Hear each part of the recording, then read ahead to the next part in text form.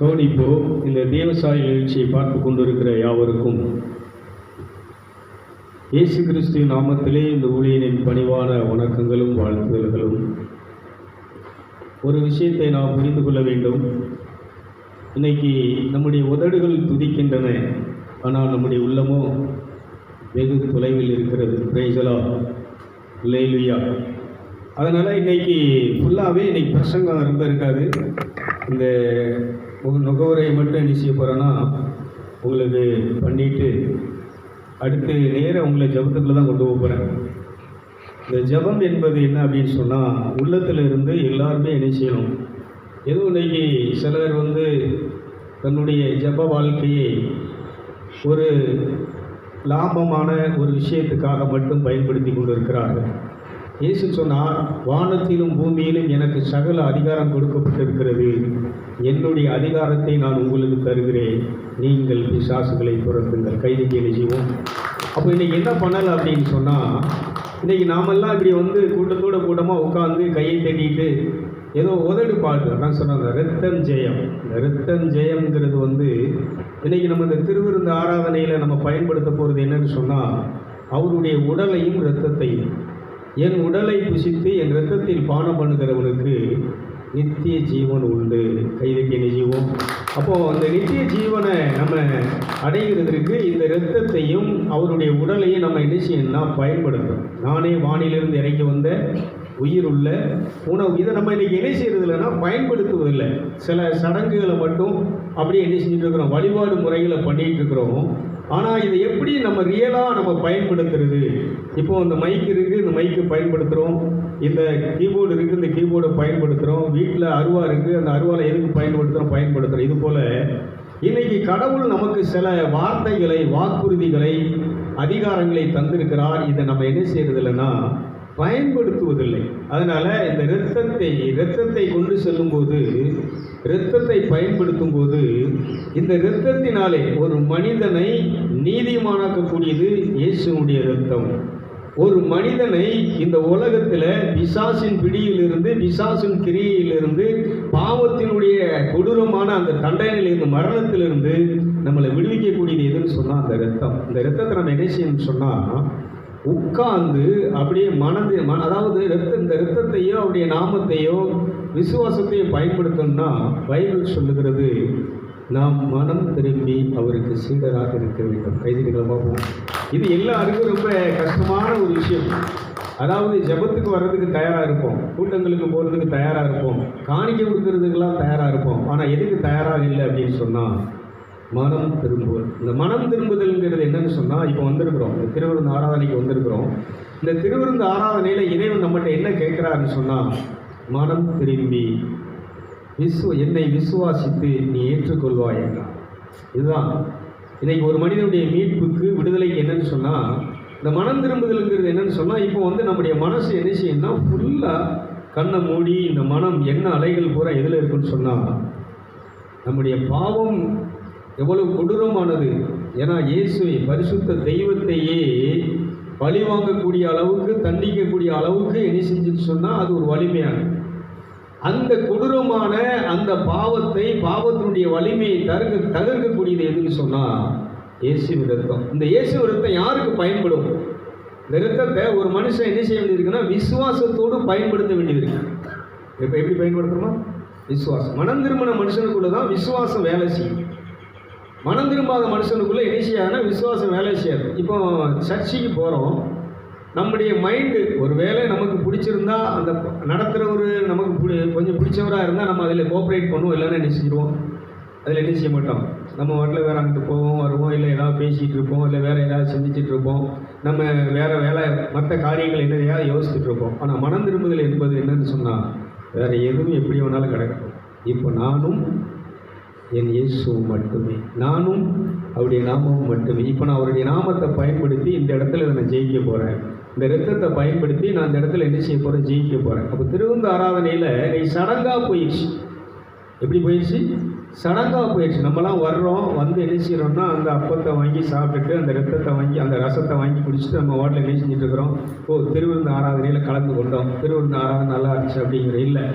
இந்த திருவிருந்து ஆராதனையில் என்னன்னு சொன்னால், இந்த இரத்தம் எனக்கு ஜீவனை அளிக்கும். அப்போ இந்த இரத்தத்தினாலே என் உடலில் இருக்கக்கூடிய சகல விதமான விலகினங்களும், சகல விதமான நுகத்தடிகளும், சகல விதமான தீமைகளும், தீய சக்திகளும் இந்த உடலை விட்டு என்ன செய்யட்டும், வெளியேறும். இயேசுவே, உம்முடைய இரத்தம் அவ்வளவு சக்தி வாய்ந்தது. உம்முடைய இரத்தத்தின் மீது நான் அவ்வளவு நம்பிக்கை வச்சிருக்கிறேன். உம்முடைய இரத்தத்தின் மீது விசுவாசம் வச்சிருக்கிறேன். கடுகளவு விசுவாசம் இருந்தால் போதும், இந்த மலையை பார்த்து பெயர்ந்து நீ சமுத்திரத்தில் விழு என்று சொன்னால் விழும் என்று சொன்னால், என் உடலில் இருக்கக்கூடிய அனைத்து பிரச்சனைகளும், பாவங்களும், இந்த மாமிசத்தினுடைய தன்மைகளும், இந்த மாமிசத்தினுடைய இயல்புகளும், சுவாபங்களும் இப்பொழுது என் உடலை விட்டு, என்னை விட்டு என்ன செய்கிறது, அகன்று போகிறது. இது அகன்று போகிறதற்காய் உம்முடைய இரத்தம் இதை அகற்றி விடுகிறதற்காய், உம்முடைய இரத்தம் என்னை உருமாற்றுகிறதற்காய், உம்முடைய இரத்தம் இந்த பிசாசின் மீது எனக்கு அதிகாரத்தை கொடுக்கிறதற்காய், உம்முடைய இரத்தம் இந்த வியாதிகளை இப்பொழுது குணமாக்குகிறதற்காய், உம்முடைய இரத்தத்தினாலே என்னுடைய சத்துருக்களை நான் இப்பொழுது என்ன செய்கிறேன், சிதறடிக்கிறேன், முறியடிக்கிறேன். கைதுக்கு என்ன செய்வோம்? இதை என்ன செய்யணும்னா, நீங்கள் உள்ளத்தில் விசுவாசித்து வாயில் என்ன செய்யணும், அறிக்கை பண்ணணும். பைபிள் சொல்கிறது, உள்ளத்தில் விசுவாசித்து வாயினால் அறிக்கை செய்கிறவன் மீட்பு பெறுகிறான். இந்த வேலையை செய்கிறோமா? ஏன்னா அந்த போதகர்கள் என்ன செய்யலைன்னா அப்படி ஒன்றும் செய்ய வைக்கலை. அவங்க ஏதோ 1 மணி நேரம் அவங்களுக்கு ஒரு பிரசங்கம் பண்ணணும், ஒரு டாபிக் முடிஞ்சு போச்சு. இல்லை இந்த பாடல் பாடுறவங்க ராணி கிருஷ்ணன் மாதிரி என்ன செய்வாங்கன்னா 3/4 மணி நேரம் ஒரு பாடல், 4-5 பாடலை பாடி நம்மளை ஒரு ஜெபத்துக்குள்ள ஒரு நடத்தி அப்படி முடிச்சுவாங்க. அதில் ஒரு சிலர் ஈடுபடுவாங்க, ஒரு சிலர் என்ன செய்ய மாட்டாங்க, ஈடுபட மாட்டாங்க. பிரசங்கம் ஒரு சிலர் கேட்டுட்டு இருப்பாங்க, ஒரு சிலர் என்ன செய்வாங்க, கேட்காம அவங்க வாட்டில் நினைச்சிட்டு இருப்பாங்க, வேற எல்லாத்தையும் யோசிச்சுட்டு பேசிட்டு இல்லை கேட்டுட்டு இருப்பாங்க. ஆனால் இது அப்படி அல்ல. நீங்கள் ஒவ்வொரு வார்த்தைகளையும் பயன்படுத்தி இந்த வார்த்தையின்படி வாசிங்களை பார்ப்போம். யோவான் எழுதின நற்செய்தி 6வது அதிகாரம் 50வது வசனத்திலிருந்து வாசிப்போம். யோவான் நற்செய்தி.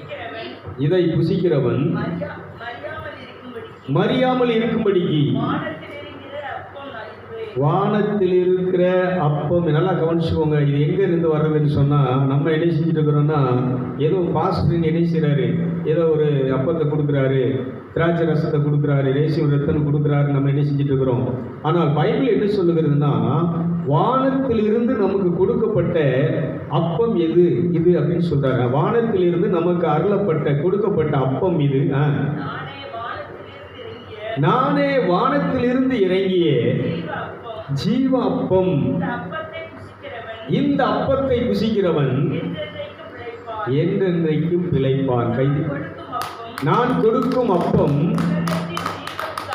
உலகத்தின் ஜீவனுக்காக நான் கொடுக்கும் என் மாமிசமே என்றார். நல்லா புரிஞ்சுக்கணும். அப்படி என்ன கவனிக்கணும்னு சொன்னா, இதை நம்ம ஒரு கோதுமையினால் செய்யப்பட்ட ஒரு அப்பமாகவோ ஓஸ்தியாவோ பார்க்காம, திராட்சை ரசத்திலிருந்து பிழிந்தெடுக்கப்பட்ட ஒரு ரசம்னு பார்க்காம, இதை இயேசு என்ன சொல்றாருன்னா, அதான் விசுவாசம். அதாவது மனம் திரும்பின ஒரு மனுஷனுக்கு இந்த அப்பம் என்ன செய்யுன்னு சொன்னால் இயேசுவின் உடலாக தெரியும். இதைத்தான் சவேரியார் என்ன செய்வார்னு சொன்னால், அந்த ஒரு மனநிலையில், அந்த ஒரு விசுவாசத்தில் அதை எடுத்து அவர் மேலே தூக்கும்போது அதில் அப்படியே பரவசமாகி விடுவார். பரவசமாகி இது என் இயேசுவினுடைய உடல், வானத்திலிருந்து இறங்கி வந்த உணவு, இந்த உணவை நாம் உட்கொள்ள போகிறோம் என்கிற உணர்வோடு அவர் மேலே தூக்கி காட்டும்போது அப்படியே பரவசமாகி அந்த இறைவனோடு ஒன்றித்து விடுவார். இது போல இந்த அப்பம் எங்கிருந்து அருளப்படுகிறது என்று சொன்னால், வானத்திலிருந்து அருளப்படுகிறது. இயேசு எங்கிருந்து வந்தால், உன்னதத்தில் வானத்தில். அவர் சொல்றாரு, நான் இந்த மண்ணிலிருந்து உண்டானவன் இல்லை, நான் விண்ணிலிருந்து ஆவியினால் உண்டாக்கப்பட்டவன். நான் விண்ணுலகத்திலிருந்து என் தந்தையின் விருப்பத்தை நிறைவேற்றுவதற்காக நமக்கெல்லாம் உணவாக, நமக்கெல்லாம் அவருடைய இரத்தம் பானமாக அருளப்பட வேண்டும் என்பதற்காக இந்த உலகத்துக்கு வந்தேன் என்பதை இந்த இடத்துல அவர் என்ன செய்றாருன்னா, ஒரு தேவாலயத்தில் இந்த பிரசங்கத்தை பண்ணும்போது எல்லாரும் எதிர்ப்பு தெரிவிச்சாங்க. அங்கே கூடியிருந்த சீடர்கள் 12 பேரை தவிர மற்ற எல்லாரும் என்ன செஞ்சாங்கன்னா அவரை எதிர்த்து பேசினாங்க. இது எப்படி, நீ மரியாளுடைய மகன், சூசையுடைய மகனுங்கிறது எங்களுக்கு தெரியும், நான் வானத்திலிருந்து இறங்கி வந்தேன், ஏன் உடலை புசிங்கன்னு சொல்கிறேன், ஏன் உன் சரீரத்தை நாங்கள் எப்படி புசிக்க முடியும் அப்படின்னு அவங்க எண்ணங்களில் என்ன செஞ்சாங்கன்னா, அந்த நேரத்தில் நிறைய சீடர்கள் அப்படி போயிட்டாங்க. இதே போல் இன்னைக்கு நான் பண்ணுற பிரச்சனை எந்த அளவுக்கு உங்களுக்கு ஒர்க் அவுட் ஆகும்னு எனக்கு தெரியாது. ஆனால் நான் மனம் திரும்பி நான் இப்போ விசுவாசத்தோடு இன்னைக்கு உட்கார்ந்து நான் தியானிக்கும் போது அங்கே வானத்திலிருந்து இறங்கி வந்தது. உண்மையிலே இதை புசிக்கும் போது நாம் என்ன செய்யணும்னா, அந்த உடலில் இருக்கக்கூடிய தன்மைகள், சுவாபங்கள், மாம்சத்தினுடைய கிரிகள், கோபம், வெறுப்பு, பகை, சண்டை, சச்சரவுகள், பொறாமைகள், கொலைகள், வெறிகள், இத்தனையும் நம்மளை விட்டு என்ன செய்யணும், செயலிழந்து போக வேண்டும். இதையெல்லாம் அழிக்கக்கூடியது உங்களுடைய இந்த உணவு, இந்த இரத்தம் என்பதை நம்ம என்ன செய்யணும், அறிக்கை பண்ணி இதை விசுவாசித்து இதுக்குள்ளே நம்ம என்ன செய்யணும், ஊடுருவி செல்லும்போது நம்ம வாழ்க்கை என்ன செய்யும் என்று சொன்னால் தெய்வீக வாழ்க்கையாக மாற்றப்படும். கைதுக்கு என்ன செய்வோம், எல்லா கரங்களை பற்றி. அப்போ அந்த ஆவிக்குரிய வாழ்க்கையை இன்னைக்கு நம்ம என்ன செய்யலைன்னு சொன்னால் பயன்படுத்தலை. என்ன செய்யலை, ஒரு பிரச்சனைன உடனே அந்த பிரச்சனையை வந்து எப்படி சந்திக்கிறது, யாரை வச்சு சந்திக்கிறது, யார்கிட்ட போனால் மனிதனை பார்க்கிறோமே தவிர நமக்குள் இருக்கக்கூடிய ஆவியின் வரத்தை, நமக்குள் இருக்கக்கூடிய ஆண்டவர் கொடுத்த வார்த்தை, அந்த வாளை எடுத்து நம்ம பயன்படுத்தி என்ன செய்வதில்லை, யுத்தம் செய்வதில்லை. வேதம் சொல்லுகிறது. அதே மத்தேயு நற்செய்தி 4வது அதிகாரம் 4வது வசனத்தில் இயேசு என்ன செய்கிறார், சோதனை வரும்போது கடவுளுடைய வார்த்தையை எடுத்து அங்கே பயன்படுத்துகிறார். வாசிங்க பார்ப்போம். மத்தேயு 4வது அதிகாரம். அவர் பிரதியுத்தரமாக, மனுஷன் அப்பத்தினாலே மாத்திரமல்ல, தேவனுடைய வாயிலிருந்து புறப்படுகின்ற ஒவ்வொரு வார்த்தையினாலும் பிழைப்பான் என்று எழுதியிருக்கிறதை கைதிகளை பார்ப்போம். மனுஷன் அப்பத்தினால் மாத்திரம் கிடையாது. இதெல்லாம் இன்னைக்கு விசுவாசிச்சு நம்ம சில சூழ்நிலையில் ஒருவேளை நமக்கு சாப்பாடு கிடைக்காம போகலாம், சாப்பிட முடியாத ஒரு சூழ்நிலை வரலாம், சாப்பிட முடியாத அளவுக்கு நம்முடைய உடல்நிலை போகலாம். அந்த நேரத்தில் நம்ம என்ன பயன்படுத்தணும்னு சொன்னால், நீர் சொல்லியிருக்கிறீரே, இந்த வார்த்தையின்படி நான் உணவு உண்ணாவிட்டாலும் நான் பலனாக சக்தியாக இருப்பேன், நான் உயிரோடு இருப்பேன், என்னுடைய வார்த்தை என்னை உயிர்ப்பிக்கும், உம்முடைய வார்த்தை என்னை நடக்க செய்யும், உம்முடைய வார்த்தை மற்ற மனிதர்கள் நடக்கிறது போல, பேசுகிறது போல, வாழ்கிறது போல எனக்கு வாழ்கிறதற்கு என்ன செய்யும் சொன்னால் சக்தி அளிக்கும் என்று நீங்கள் பேச என்ன செய்யணும், கற்றுக்கொள்ள வேண்டும். இதை அறிக்கை செய்ய கற்றுக்கொள்ள வேண்டும். இதே போல நோய் வரும்போது, பிசாசே, வியாதியே, இப்பொழுது உன்னை நான் இந்த வார்த்தையின்படி அவருடைய தழும்புகளால் இப்பொழுது நான் உன்னை மேற்கொள்ளுகிறேன், உன்னுடைய வலிமையை நான் என்ன செய்கிறேன், தகர்த்தெறிகிறேன், இப்பொழுது நீ என்ன செய்வாயாக, என் உடலை விட்டு செயலிழந்து போவாயா.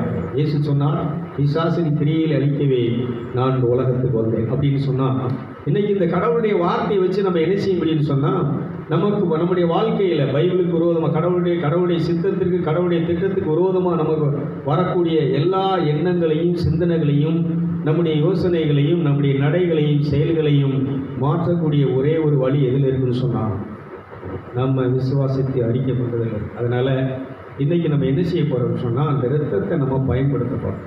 அதனால் ஒவ்வொரு நாம் பேசுகிறத நீங்கள் கேட்குறதோடு மட்டும் இல்லாமல் இப்போ பயன்படுத்த போகிறோம். என்ன செய்ய போகிறோம், பயன்படுத்தணும். இன்றைக்கி நம்ம வாழ்க்கையில் ஒவ்வொரு ஆயுதங்களையும் எடுத்து பயன்படுத்தி நம்ம அதை என்ன செய்யணும், மேற்கொள்ளணும். அப்போ இந்த இரத்தத்தை நம்ம என்ன செய்யணும்னு சொன்னால், விடுதலை தருகிற இரத்தம். இப்போ எனக்கு இதில் இருந்து விடுதலை வேணும், இது இந்த விடுதலைக்காக நம்முடைய இரத்தத்தை நான் பயன்படுத்துகிறேன். இந்த இரத்தம் இப்பொழுது விடுதலை செய்கிறது, இந்த இரத்தம் என்னை என்ன செய்கிறது, சுகமாக்குகிறது.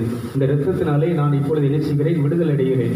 இப்போ உங்களுக்கு பிரச்சனை எங்கே வரும், கோயிலில் இருக்கும்போது வருமா, வீட்டில் இருக்கும்போது, நீங்கள் வேலை செய்கிற இடத்துல வருமா, சொல்லுங்கள். வீட்டில் இருக்கும்போது அப்போ நல்லா புரிஞ்சுக்கணும். நீங்கள் வேலை செய்கிற இடத்துல, ஒரு இடத்துல போகும்போது உங்களுக்கு உடலுக்கு முடியாமல் போகுது, அப்போது சர்ச்சில் இல்லை. இன்றைக்கி பெரும்பாலும் சர்ச்சில் எல்லாம் கைதட்டு, பாட்டு, ஜபம், பிரசங்கள் நம்ம மனசுக்கு சந்தோஷமாக இருக்குது. நம்ம பிரச்சனை பூரா எங்கே இருக்குதுன்னு சொன்னால், நம்ம வாழ்கிற இடத்துல, வீட்டில், வேலை செய்கிற இடத்துல, நம்ம போகிற இடத்துல, இன்னும் நம்மளை சுற்றி இருக்கக்கூடிய மக்கள், மனிதர்கள், இன்னும் நம்ம நம்பி இருந்த மனிதர்கள், நம்ம நம்பினவங்க நமக்கு துரோகம் பண்ணும்போது, நம்ம நம்பினவங்க நமக்கு விரோதமான செயல்களை செய்யும்போது, இதை மேற்கொள்ளணும்னு சொன்னால் நாம் இயேசுவின் இரத்தம், 1 இயேசுனுடைய இரத்தம், 2 இயேசுனுடைய நாமம், 3 என்னதுன்னு சொன்னால் சொல்லுங்கள், 3 என்னது, பரிசுத்த ஆவி, ஐக்கிய நெருப்பு. கைதிகளை பார்ப்போம். நான் சுகமானே, நான் சுகமானே, நீரின் காயங்களா, நான் சுகமானே, நான் சுகமானே, நீரின் காயங்களா, நீரின் காயங்களா,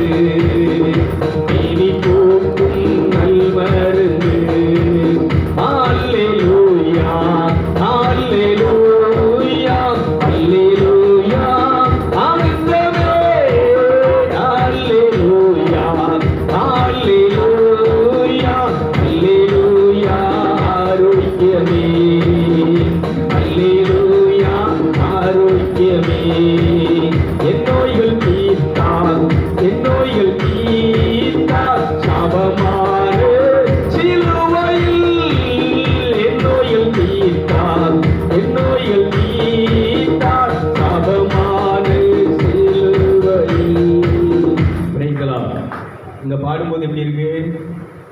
நல்லா இருக்கு. ஆனால் பிரச்சனை நேரத்தில் இந்த பாட்டு வருமா? சொல்லுங்க. வீட்டில் இது வருமா? வராது. வீட்டில் என்ன பண்ணணும்? பாட வேண்டியதில்லை. வீட்டில் என்ன செய்ய வேண்டியதில்லை. ஒரு பிசாசு நம்மளை அலக்கடிச்சிட்டு இருக்கான். பிசாசுன்னு சொன்னால் அவன் 2 கொம்பை வச்சுக்கிட்டு வாழை வச்சுக்கிட்டு இருக்க மாட்டான். யாரு பிசாசுனா? யாரு? நீ பெற்றது தான் உனக்கு பிசாசு. உன்னை பெத்தவ தான் உனக்கு பிசாசு. விளங்குதா? சாத்தான ஒரு பிள்ளைய பெற்றிருக்கேன். அவன் பேச்சிலே நமக்கு தெரியும். புருஷனா? அவன் பேய். சாத்தானா யாரு? சொல்லுங்களேன். உன் வீட்டுக்கு வந்து ஐயோ பார்வத்தை சாத்தான அதுக்கிட்ட என்ன செய்ய முடியாது? பேயை கட்டிட்டு அடிச்சிட்டு இருக்கிறேன். உன் வீட்டாரே உனக்கு சத்துரு. பைபிளே சொல்லுது உன் வீட்டார் தான் உனக்கு யாரு? அப்போ இந்த இடத்துல அதை ஜெயிக்கணும்னு சொன்னால், அதை மேற்கொள்ளணும்னு சொன்னால், உன் கூட இருக்கிறவர்களே உனக்கு சத்துரு. இன்னைக்கு நிறைய நேரத்தில் நம்ம என்ன செஞ்சுருக்கிறோம்னு சொன்னால், மனுஷனை நம்பி மனுஷன் மேலே நம்ம இணைஞ்சிட்டோம்.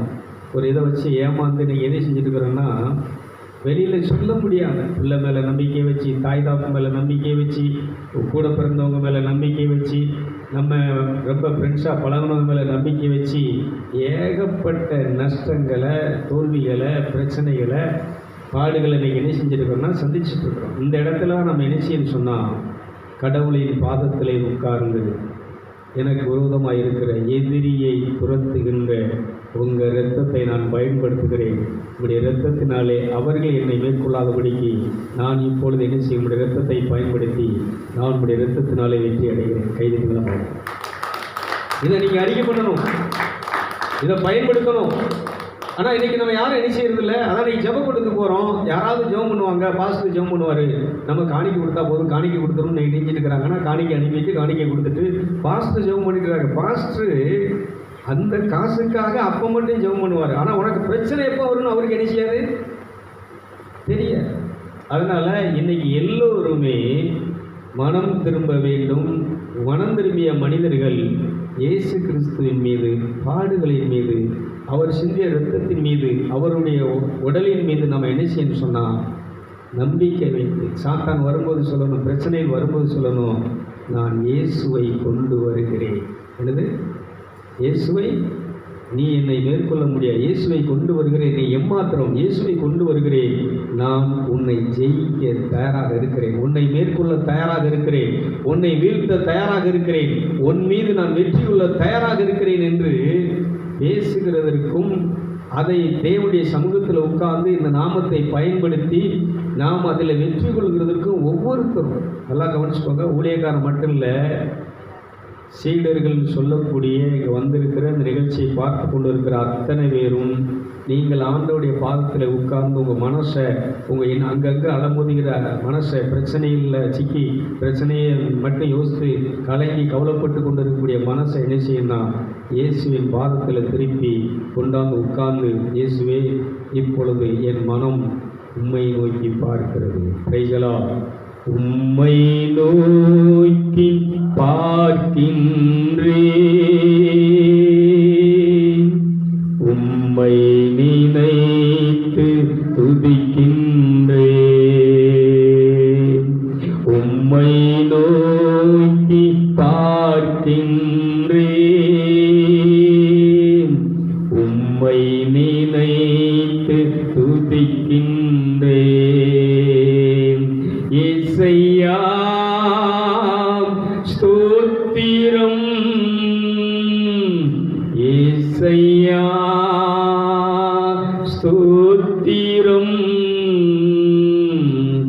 இசையா ஸ்தோத்திரம். இப்படி என்ன செய்யணும்னா உட்காந்து இந்த மனசை உள்ள திருப்பி முதல்ல அவருடைய பிரசனத்துக்குள்ள நம்ம என்ன செய்யணும் உள்ளாகணும். அப்படி அபிஷேகத்தில் நிரம்பி அப்போ சொல்லணும், இயேசுவை கொண்டு வருகிறேன், இயேசுவை கொண்டு வருகிறேன். ஆற்றலும் அல்ல, சக்தியும் அல்ல, ஆவியினாலாகும், தேவ ஆவியினாலாகும். ஆற்றலும் அல்ல, சக்தியும் அல்ல, ஆவியினாலாகும்.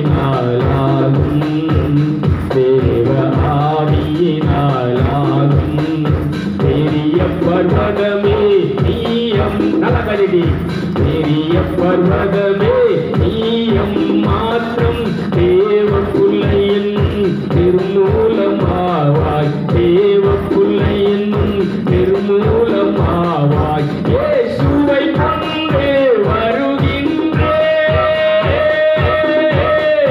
இயேசுவை கொண்டு வருகின்றேன் இருவை உண்டாவதாக தேவ மகிமை உண்டாவதாக இருவை உண்டாவதாக தேவ மகிமை உண்டாவதாக ஆற்றலும் அல்ல சக்தியும் அல்ல ஆவியினாலாகும் தேவ ஆவியினாலாகும் வியாதி வறுமை நல்லா கைதிடி நல்லா சித்தாவும் போடும் நீயம் மாத்திரம் தேவ புள்ளையின் நிர்மூலமாவாய் தேவ புள்ளையின் நிர்மூலமாவாய் இயேசுவை கொண்டு வருகின்றேன் இயேசுவை கொண்டு வருகின்றேன் இருவை உண்டாவதாக தேவ மகிமை உண்டாவதாக இருவை உண்டாவதாக தேவ மகிமை. இதை என்ன செய்யணும்னு சொன்னா அந்த ஆவியானவர் உங்களுக்குள்ள அந்த பலனை தந்து அது முறியடிக்கிறது வரைக்கும் நீங்க என்ன செய்யணும்னா வெளியில சத்தமா பாடாட்டாலும் உள்ளுக்குள்ள என்ன செஞ்சுட்டு இருக்கணும், வார்த்தைகளை நீங்க உபயோகப்படுத்திட்டே இருக்கணும்.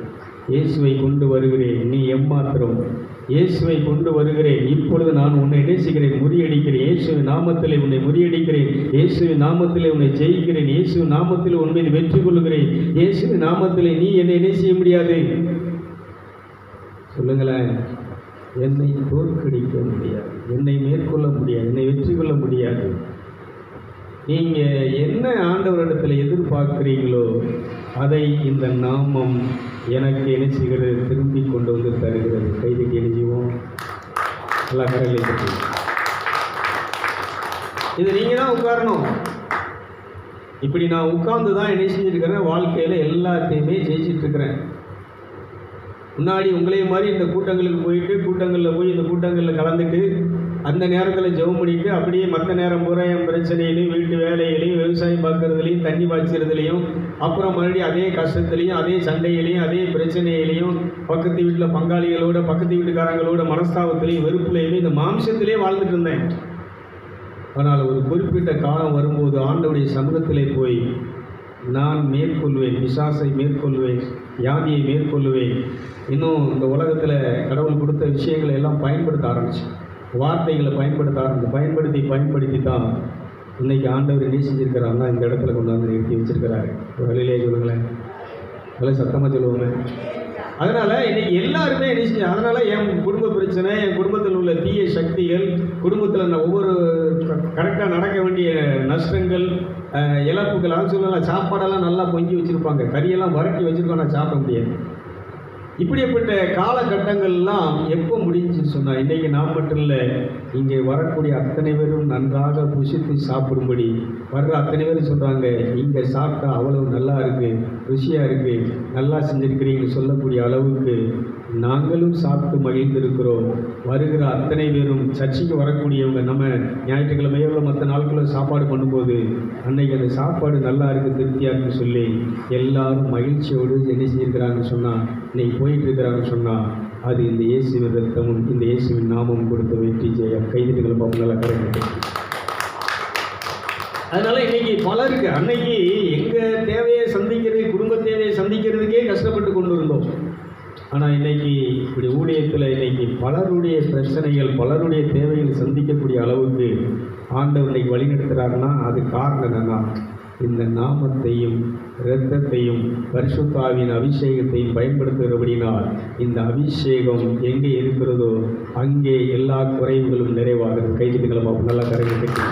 ஆவியானவர் எங்கே உண்டோ அங்கே என்ன உண்டு, விடுதலை உண்டு. அப்போ ஆவியானவரை நீங்கள் என்ன செய்யணும்னா நான் அதான் சொல்கிறேன், உங்களை மாதிரி ஜெப கூட்டத்துக்கு இந்த பாஸ்டர்மார்கள் பண்ணக்கூடிய அந்த உபவாச கூட்டத்துக்கு இதில் போய் இணைஞ்சானா உபவாசம் இருந்து அவங்க சொல்லக்கூடிய 1 மணி நேரம் நடத்தக்கூடிய இந்த ஜெப குறிப்புகளுக்கு பண்ணிட்டு இருந்தோம்.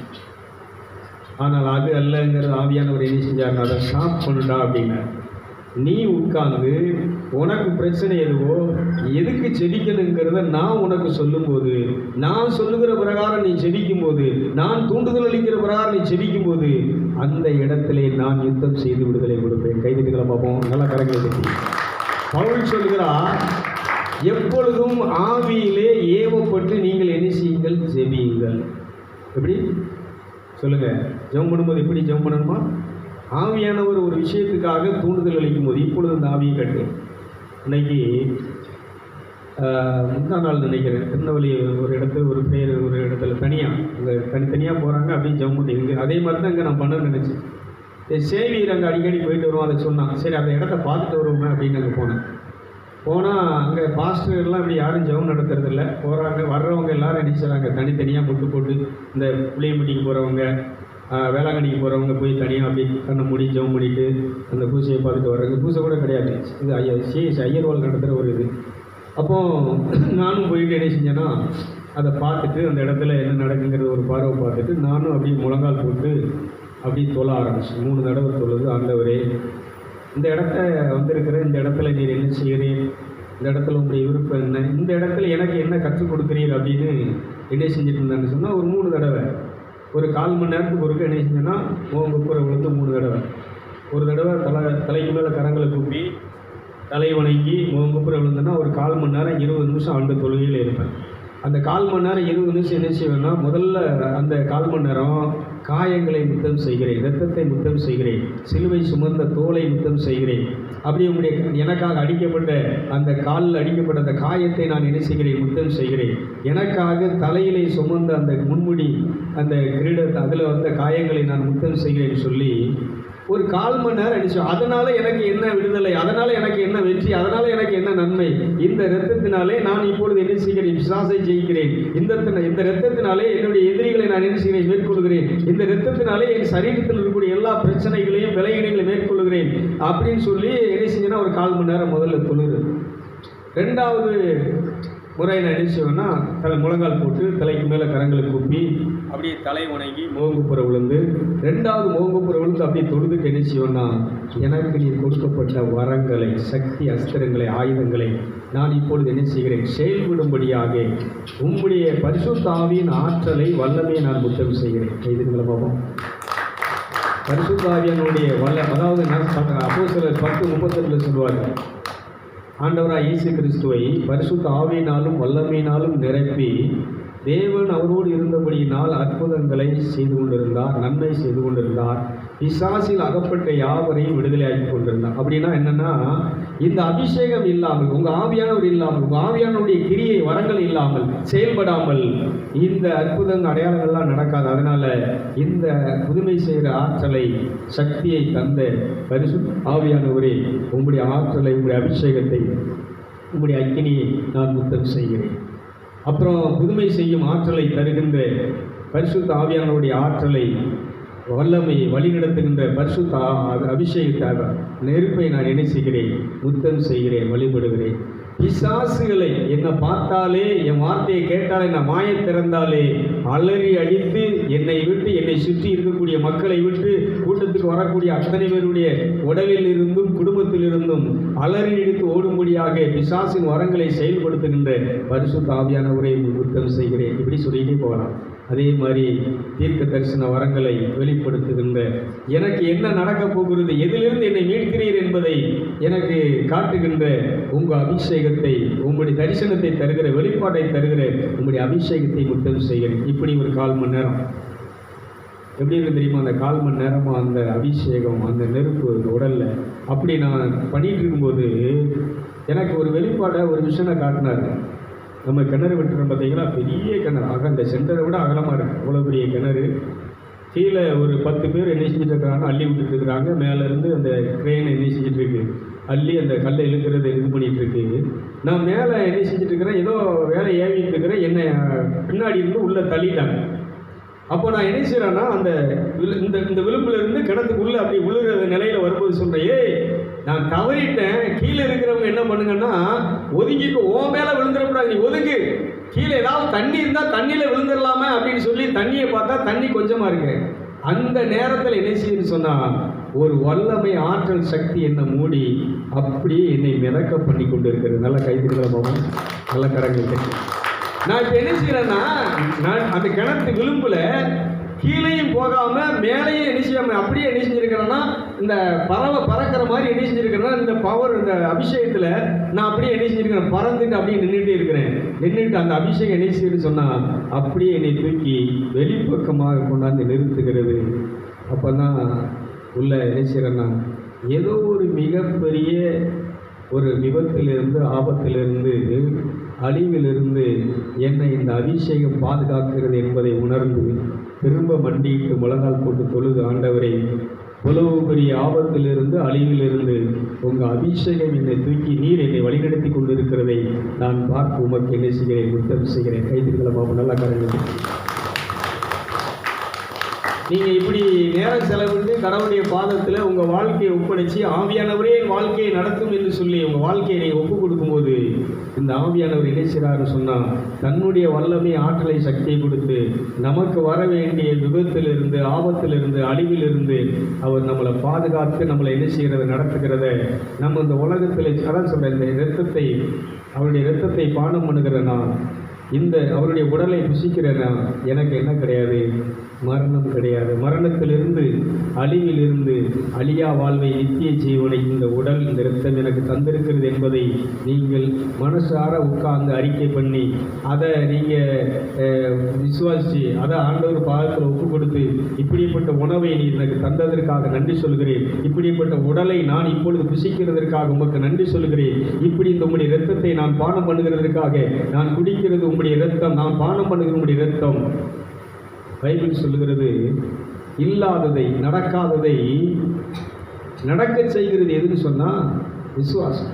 எபிரேயர்கள் திருமுகத்தில் 11ஆம் அதிகாரத்தில் அந்த ஃபுல் இதுன்னு சொல்லும் விசுவாசிகளை பற்றி.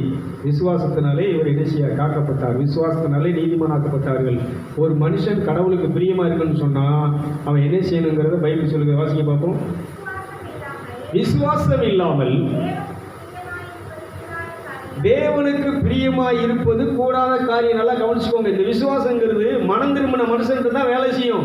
மனம் திரும்பினவனுக்குள்ள தான் இந்த என்ன செய்யும், இந்த வரங்கள் என்ன செய்யணும்னா செயல்படும். மனம் திரும்பினவனுக்குள்ள தான் இந்த அபிஷேகம் என்ன செய்யும், நான் நிரம்பி மனம் திரும்பின மனிதனை பாதுகாக்கிறது. அதான் சொன்னார், உன்னை என் விருப்பத்தின்படி என் சித்தத்தின்படி நடக்கிற உன்னை பாதுகாக்கும்படி என் கண்கள் பூமி எங்கும் உலாவிக் கொண்டிருக்கிறது. விட்டையில் வாசிமா பார்ப்போம். ஏனென்றால் தேவனிடத்தில் சேர்கிறவன் வருகிறவன் அவர் உண்டென்றும் அவர் தம்மை தேடுகிறவருக்கு பலன் அளிக்கிறார், நன்மை செய்கிறார், தனக்கு உதவி செய்கிறார், தன்னுடைய விருப்பத்திற்கு அவர் என்ன செய்கிறார், ஒத்துழைக்கிறார், தன்னுடைய விருப்பங்களை நிறைவேற்றுவதற்கு அவர் செயலாற்றுகிறார், தனக்கு விரோதமாக இருக்கக்கூடிய பிசாசையும் அவனுடைய கிரியைகளை அழித்து கொண்டிருக்கிறார் என்பதை ஒரு விசுவாசிக்க வேண்டும். ஒரு அலையிலே சொல்லுங்களேன், நல்ல சத்தம் சொல்லுங்களேன். இது என்னைக்காவது நம்ம பயன்படுத்தி இருக்கிறோமா? வர்றோம் இந்த கூட்டத்துக்கு மட்டும் வந்துட்டு என்ன செய்வோம், இங்கே கையை தட்டிட்டு இங்கே உட்காந்து கேட்டுட்டு நமக்கு பிடிச்சிருந்தா என்ன செய்வோம், அதில் கையை தட்டுவோம், பாட்டு பாடும், இல்லைன்னா பேசாமல் உட்காந்துட்டு என்ன செய்வோம், தலையை சொல்லிட்டு இல்லைன்னா அங்கிட்டு உட்காந்து பேசிட்டு நம்ம வரல போயிட்டே இருப்போம். ஆனால் இதை விட்டுட்டு என்ன செய்யணும்னு சொன்னால், நீங்கள் தனியாக இருந்தாலும் சரி, நான் அங்கேயே நான் சில இடத்துல சில கூட்டங்களுக்கு போயிருப்பேன், சில கூட்டம் நடக்கிறதுல உட்காந்துருப்பேன். அவங்க பேசுகிற பாயிண்ட் ஒன்றா இருக்கும், ஆவியானவர் அதிலிருந்து எனக்கு வேறு பாயிண்டை கொடுத்து என்ன செஞ்சுருப்பாருன்னா என்னை வழி நடத்தி கொண்டு இருப்பார். கைதிகளை பார்ப்போம். ஒன்று இது இந்த வார்த்தைக்கு இந்த வசனத்துக்கு இப்படி அன்னைக்கு ஜான் ஜோசப் ஃபாதர் என்ன செஞ்சுருக்கிறாருன்னா ஒரு மெசேஜ் கொடுத்துருக்கிறாரு. சிஸ்டர் அதை என்ன செஞ்சுருந்தாப்புல செல்லில் போட்டு கேட்டுட்டு இருந்தாப்புல. அவர் அந்த நியாயப்பிரமாணம், ஆண்டவருடைய நியாயப்பிரமாணத்தை நீ கை கொள்ளும்போது, அந்த வாக்குத்தத்தங்களை நீ கை கொள்ளும்போது இது உனக்கு ஆசீர்வாதம் கிடைக்கும் அப்படின்னு என்ன செஞ்சுட்டு பேசிட்டு இருக்கிறாரு. அதே ஆவியானவர் எனக்குள்ளேருந்து பேசுகிறாரு. பழைய ஏற்பாட்டினுடைய நியாயப்பிரமாணம் என்ன சொல்லுது, நீ 10 ரூபா கொடுக்கும்போது வாசல்கள் திறக்கப்படும், உனக்கு வானத்தின் படைகளில் திறந்து என்ன செய்கிறான், இதெல்லாம் நியாயப்பிரமாணத்தின்படி நீ செஞ்ச வாழ்ந்தனா நீ 10 கட்டளையும் கரெக்டாக கடைபிடிக்கணும். அங்கே பொய் சொல்லக்கூடாது, அங்கே களவு செய்யக்கூடாது, அங்கே என்ன செய்யக்கூடாது, பிறருடைய உடம்பை என்ன செய்யக்கூடாது, இச்சைக்கு ஆசை, இப்படி நிறைய இருக்குது. அப்போ அந்த 10 காரியங்களையும் நீ என்ன கை கொண்டு வாழணும். ஆனால் இங்கே அப்போ அந்த ஆவியானவர் என்ன சொல்கிறாருன்னா, இப்பொழுது சிலுவையிலே இந்த இயேசு கிறிஸ்து அடிக்கப்பட்ட அந்த தெய்வீக ஆற்றலை, வல்லமையை, அந்த அவருடைய கிருபை, அவருடைய இரக்கத்தை நீ உணரும்போது அந்த கிருபையினாலே, இரக்கத்தினாலே நீங்கள் மீட்பை பெறுகிறீர்கள், ரட்சிப்பை அடைகிறீர்கள். கைத்திருக்கலாம் பார்ப்போம். இதை யார் பேசியிருக்கிறா? எனக்கு அவர் அங்கே அதை பேசுகிறதுக்கு பதில் என்ன சொல்கிறாருன்னா, அதை கேட்கிறபடி இருந்தால் நான் இதெல்லாம் கடைபிடிக்கணுமே, இதெல்லாம் கொடுக்கணுமே, இதெல்லாம் செய்யணுமே சொல்லி செய்யணும். ஆனால் இங்கே என்ன கொடுக்குறாருன்னு சொன்னால், தேவன் என்ன கொடுக்குறாருன்னு சொன்னால், கிருபையினாலே இலவசமாக இயேசு சிந்திய இரத்தத்தினாலே, பலியினாலே, பாடுகளினாலே உனக்கு தேவையான மீட்பு கிடைத்து விட்டது. கைத்தட்டுகளை பார்ப்போம். இதை எபேசியர் திருமுகம் 1 அதிகாரம் 7ஆம் வசனத்தை வாசிக்கும். 7, 8 வாசிக்கும் பார்ப்போம். எபேசியர் 1 அதிகாரம் 7வது வசனம் 8வது வசனத்தை வாசிக்கும் பார்ப்போம்.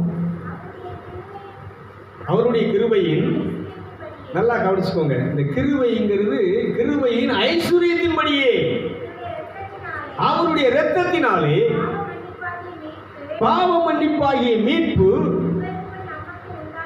இவருக்குள் நமக்கு உண்டாயிருக்கிறது. நல்லா கவனிச்சுக்கோங்க. இந்த மாதிரி வசனங்கள் நமக்கு தெரியணும். அதனால தான் சொல்றேன், சாத்தான் ஏசுகிட்டே சொல்றான், நீ பசியாக இருக்கிற, இந்த கல்லை அப்பமாக்க உன்னால் முடியும், நீ அப்பமாக்கி சாப்பிடுன்னு சொல்லும்போது அங்கே இயேசு சொல்கிறார், அதில் வார்த்தையை பயன்படுத்துகிறாரு, மனிதன் அப்பத்தினால் மட்டும் அன்று தேவனுடைய வாயிலிருந்து வரக்கூடிய ஒவ்வொரு வார்த்தையினாலும் அவன் உயிர் பிழைப்பான், சாத்தானே நீ அப்பாலே போன்னு சொல்கிறார். பிரைசலா. அதுக்கு கீழே அடுத்து என்ன செய்யறான், அவரை தூக்கி கொண்டு போய் அவன் என்ன செய்யறான்னா கோபுரத்து மேலே அவரை நிப்பாட்டி வச்சுட்டு சொல்கிறான், நீங்கள் இப்பொழுது இந்த கோபுரத்திலிருந்து தாழ குதித்தால் உம்மை தூதர்கள் தாங்கிக் கொள்வார்களே என்று சொல்லி நீங்கள் இப்போ மேலேருந்து குதின்னு சொல்லும்போது இயேசு சொல்கிறாரு, உன் கடவுளாகிய ஆண்டவரை நீ இனிஷியாதே, சோதியாதே என்று சொல்லி இருக்கிறதை சாத்தானே, போ நான் குதிக்க முடியாது அப்படிங்கிறார். அடுத்து இனிஷியரான அவரை ஒரு செழிப்பான இடத்துல கொண்டு நிப்பாட்டி வச்சுட்டு சொல்கிறான், இது எல்லாம் என்னுடையது, நீ பார்க்குற எவ்வளவு தூரத்துக்கு பார்க்குறையோ அந்த பசுமையும் செழுமையும் பணம் ஆசீர்வாதம் எல்லாமே என்னுடையது, என்னை தாழ விழுந்து நீ பணிந்து கொண்டால், தொழுது கொண்டால் இது எல்லாம் உனக்கு தருவன்னு சொல்லும்போது, உன் தேவனாகிய கடவுளை மட்டும் பணிந்து கொள், எதையும் பணிந்து கொள்ளாதே, தொழுது கொள்ளாதே என்று சொல்லியிருக்கிறே சாத்தானே, இப்பொழுது நீ அகன்று போவாயாக என்று சாத்தானை துரத்தினார். கைதுகளை போவோம். அவரை நல்லா கவனிக்கணும். அதனால் எல்லா மனுஷனுக்கும், உங்களுக்கு, எனக்கும் அதே தான் உங்களுக்கும், உங்களுக்கு இப்படி சூழ்நிலைகள், சோதனைகள் வரும்போது அப்போ தான் என்ன செய்யணும்னு சொன்னால், தனித்து போய் கடவுள் பாதத்தில் உட்கார்ந்து இந்த பிரச்சனையை நான் மேற்கொள்கிறதற்கு, இந்த பிரச்சனையை நான் ஜெயிக்கிறதற்கு நீங்கள் உதவி செய்யும்படி, உங்கள் வல்லமையை உதவி செய்யும்படி, உங்கள் அபிஷேகம் உதவி செய்யும்படி, உங்களுடைய நாமம் எனக்கு இப்படி எனக்காக செயலாற்றும்படி நான் காத்திருக்கிறேன், உட்கார்ந்திருக்கிறேன், நீர் செயலாற்றி எனக்கு வெற்றி தரும்போது நான் இந்த இடத்தை விட்டு எழுந்து போகிறேன். இப்படி நீங்கள் என்ன செய்யணும்னு சொன்னால், இந்த நிகழ்ச்சியை பார்த்து கொண்டிருக்கக்கூடிய, இந்த ஆராதனைக்கு வந்திருக்கிற உங்கள்கிட்ட நான் கேட்குறது என்னன்னு சொன்னால், கூட்டத்துக்கு வாங்க, நல்லது. இதை விட என்னதுன்னு சொன்னால், பிரச்சனை கூட்டத்தில் கிடையாது. கூட்டத்துக்கு வரும்போது நீங்கள் சர்ச்சுக்கில் என்ன கிடையாது சொல்லுங்கள், பிரச்சனை கிடையாது. பிரச்சனை எங்கே இருக்குது? நாம் வாழ்கிற இடத்திலே, நம்மளை சுற்றி இருக்கக்கூடிய மனிதர், அதாவது ஓநாய்கள் மத்தியிலே உங்களை அனுப்புகிறேன், நீங்கள் அந்த ஓநாய்களிலிருந்து தப்பும்படி உங்களுக்கு விசுவாசத்தையும் என்னுடைய வல்லமையும் தருகிறேன் என்று சொன்னார். கைதுகளை பார்ப்போம், நல்லா கரெக்டாக. அதனால் நம்மளை சுற்றி இருக்கக்கூடிய கூட்டங்கள் யார் அப்படிங்கிறது நீங்கள் தெரிஞ்சுக்கணும். ஒரு சம்பவத்தை சொல்லி இந்த ப்ரோக்ராம் நிகழ்ச்சியை என்ன செய்கிறேன்னா முடிவு செய்கிறேன். ஒரு தவளைங்கிறது தண்ணிக்குள்ளே நீந்தி போகக்கூடியது. ஒரு தேல் என்ன செஞ்சிச்சுன்னா, மரத்தில் இருந்தது என்ன செஞ்சிச்சுன்னா, அந்த ஆற்று ஓரமாக நின்ற மரத்து மேலே இருந்த தேல் என்ன செஞ்சுன்னா தண்ணிக்குள்ளே விழுந்துருச்சு. இப்போ தவளை பார்க்க, ஐயோ ஒரு தேல் உள்ளே விழுந்துருச்சு, இப்போ அது தண்ணிக்குள்ளே விழுந்தால் செத்து போயிருமேன்னு சொல்லி இதை காப்பாற்றணுமேன்னு பார்க்கும்போது, தேலுடைய சுவாமம் என்ன தேல் கொட்டினா என்ன செய்வோம், செத்து போவோம் அப்படின்னு சொல்லி தவளை என்ன செய்யுது, இதை காப்பாற்ற வேண்டாம், விட்டுருவோம், நம்மளை இதுக்கு தூக்குனா இதை காப்பாற்ற நினச்சி இதை நம்மளை கொத்திடும் அப்படின்னு சொல்லி அது காப்பாற்றாமல் நிற்கும்போது தேன்னு சொல்லுது, நண்பா என்னை தயவு செஞ்சு காப்பாற்றினேன், நீ காப்பாற்றலைன்னா செத்துக்கிடுவேன், என்னை காப்பாற்று. அப்போ இந்த தவளை சொல்லுது, நீ கொட்டினா நான் செத்துக்கிடுவேனே, நான் செத்து போகும்போது நீ செத்துக்கிடுவேன், அதனால் நீ என்னை கொத்த மாட்டேன்னு சொல்லு, எனக்கு ஒரு பொறுத்து இது பண்ணு கொடு, நான் உன்னை என்ன செய்கிறேன், என் உடம்பு மேலே தூக்கி வச்சு உன்னை கரைக்கு கொண்டு போகிறேன் அப்படின்னு சொல்லி அதில் கேட்கும்போது தேள் சொல்லுது, நான் உன்னை என்ன செய்ய மாட்டேன், கொத்த மாட்டேன், நீ என்னை என்ன செய்ய காப்பாற்று அப்படின்னு சொல்லி இந்த தவளைகிட்ட சொன்ன உடனே தவளை சரி என் உடம்புல ஏறிக்கணும்னு சொல்லி இது ஏற்றிட்டு என்ன செய்யுன்னா தண்ணிக்குள்ளேருந்து கரையை கொண்டு வரும். கொஞ்சம் தூரம் வந்துட்டு இருக்கும்போதே தேள் பார்த்துச்சு, சடக்குன்னு ஒரு போடு போட்டுச்சு. ஒரு போடு போட்ட உடனே தவளை என்ன செய்யுதுன்னு சொன்னால் அப்படியே கறங்குது. பார்த்தியா, நான் உன்கிட்ட சொன்னல, இப்போ நீயும் ஜாவ போகிற, நானும் என்ன செய்ய போகிறேன், நான் உன்னை கொத்தக்கூடாதுன்னு தான் நினச்சேன், சொன்ன மாதிரி கொத்தாமல் என்ன செய்யணும் இருக்கணும் அப்படின்னு நினச்சி தான் உன் மேலே ஏறி வந்தேன்.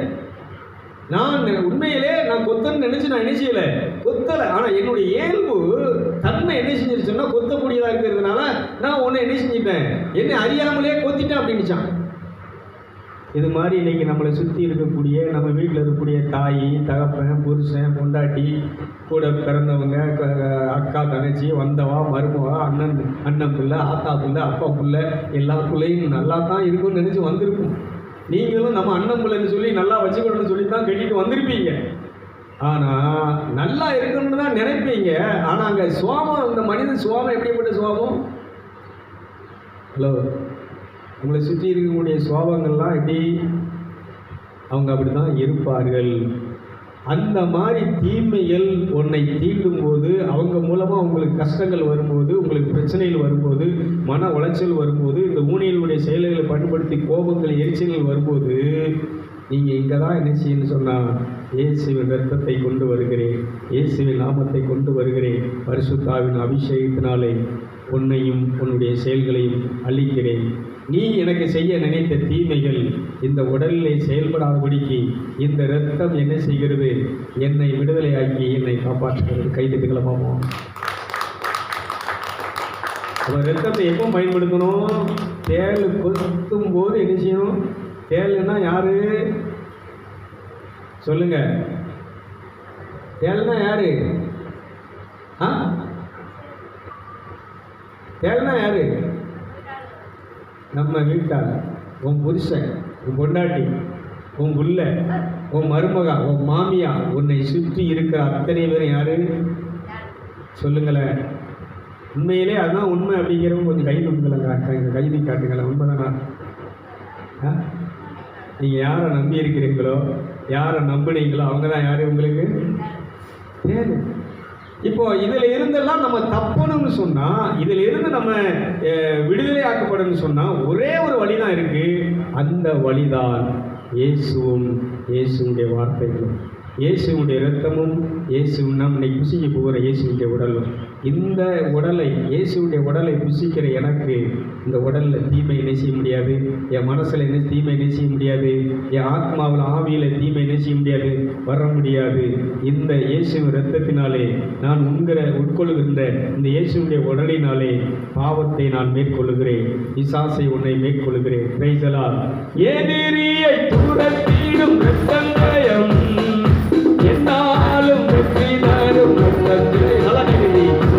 எதிரியை துரத்திடும் இரத்தங்கயம் என்னாலும் சுகம் தரும் இரத்தங்கயம், அதிகாரம் தந்திடும் இரத்தங்கயம், அதிகாரம் தந்திடும் இரத்தங்கயம், அதிசயம் செய்திடும் இரத்தங்கயம், அதிசயம் செய்திடும் இரத்தங்கயம்.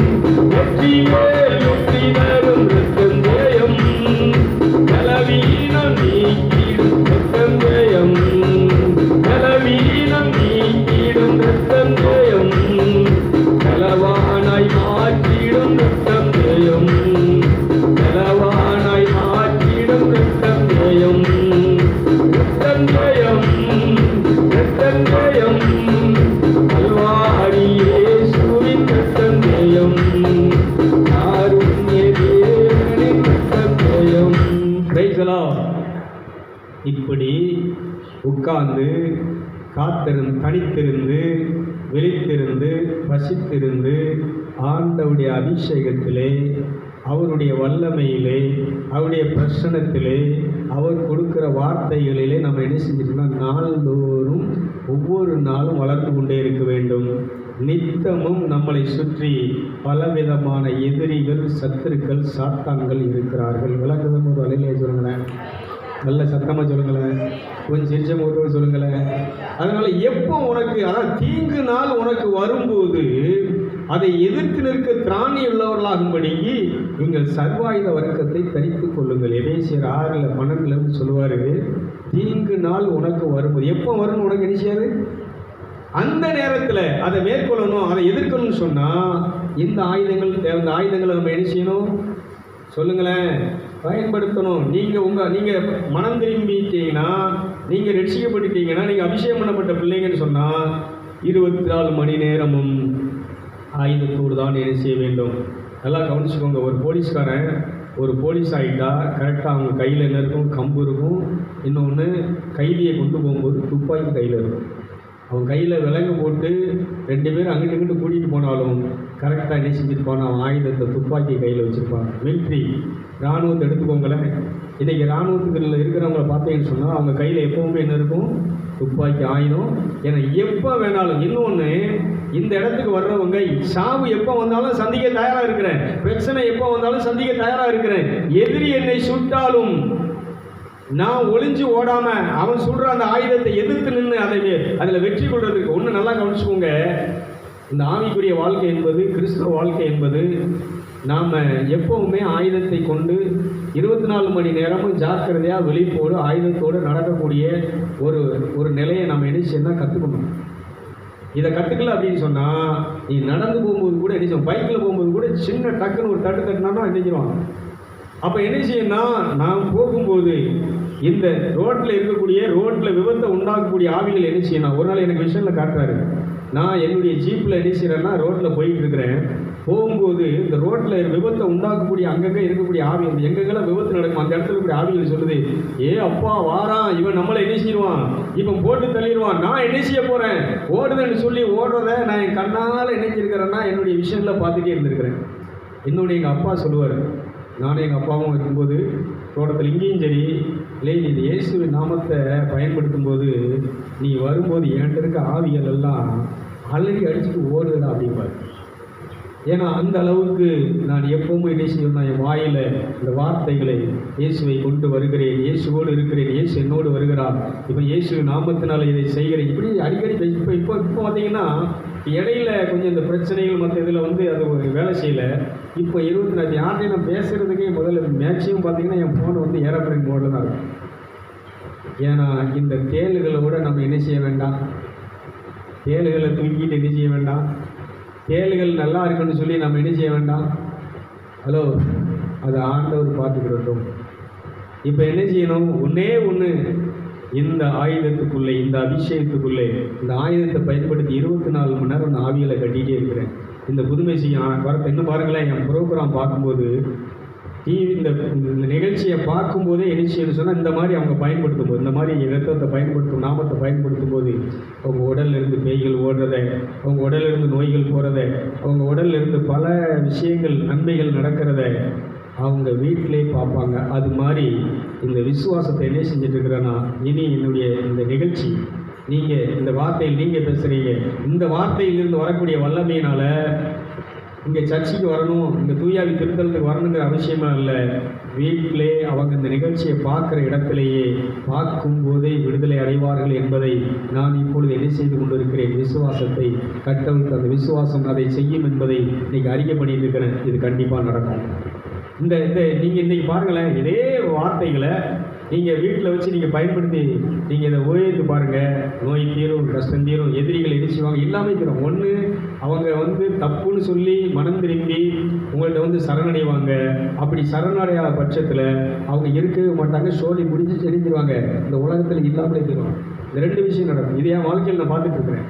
என் வாழ்க்கையில் இந்த 30 வருஷத்தில் எனக்கு ஒன்று நான் மொத்தத்தில் யார் என்ன பண்ணாலும் நீங்கள் சொல்கிற மாதிரி திட்டவோ சபிக்கவோ அவன் விளங்க மாட்டான் அப்படிங்கிறதுக்கெல்லாம் போக மாட்டேன். இல்லவா, எவன் என்ன பண்ணாலும் சரி, இந்த இயேசுவின் ரத்தம், இயேசுவின் நாமம், இந்த அபிஷேகம் என் உடம்புல இருக்கிறது வரைக்கும் என்னை ஒன்றுமே பண்ண முடியாது. இந்த கடவுளுடைய பிரசன்னத்தில் இருக்கிறது வரைக்கும் எதுவும் பண்ண முடியாது. எனக்கு பண்ணுற நீ திருந்தணும், திருந்தல் அப்படின்னு சொன்னான் என்னது சாப்டர் க்ளோஸ். அதே மாதிரி நிறைய போயிருக்கிறாங்க, வரிசையாக சொல்ல முடியும். அதை சொன்னால் ஐயோ பிரதர் இப்படியெல்லாம் வந்தார் அப்படின்னு நீங்கள் நினைப்பீங்க. அதனால் அதை பற்றி நான் சொல்ல வரல. அது வேணால் முடிஞ்சால் இன்னொரு தடவை சொல்கிறேன். எனக்கு 50 நிமிஷத்துக்கு ஆகிட்டு நினைக்கிறேன். அதனால் இந்த நிகழ்ச்சி என்ன செய்யணும், ஏன்னா 1 மணி நேரம் எல்லோரும் பார்க்குறது கஷ்டம். 5 நிமிஷம் 10 நிமிஷம் ப்ரோக்ராம்னா டக்குன்னு பார்ப்பாங்க. 1 மணி நேரம் பார்க்க நான் அந்த 5 நிமிஷம் 10 நிமிஷம்லாம் பார்த்து உனக்கு விலைக்கெல்லாம் என்ன செய்ய முடியாது, கொண்டு வர முடியாது. இன்றைக்கி இவ்வளோ பெரிய விஷயத்தை உனக்கு புரிய வைக்கணும்னு சொன்னால் 1 மணி நேரமாவது இந்த ப்ரோக்ராம் நீ என்ன செய்தாகணும், கேட்டுத்தான் ஆகணும், இதை பார்த்து தான் ஆகணும். பார்த்து இதை நீ பயன்படுத்தினா தான் உன் வாழ்க்கையில் வெற்றி உண்டு என்று சொல்லி இந்த நிகழ்ச்சியை என்ன செய்கிறேன், ஆசீர்வதித்து நிகழ்ச்சியை நிறைவு செய்கிறேன். முடிந்தால் இதை மற்றவர்கள் பயன்படுத்தும் போது உங்களுக்கு மிகப்பெரிய ஆசீர்வாதங்கள் வரும் என்பதை சொல்லி என்ன செய்கிறேன், இதை நிறைவு செய்கிறேன்.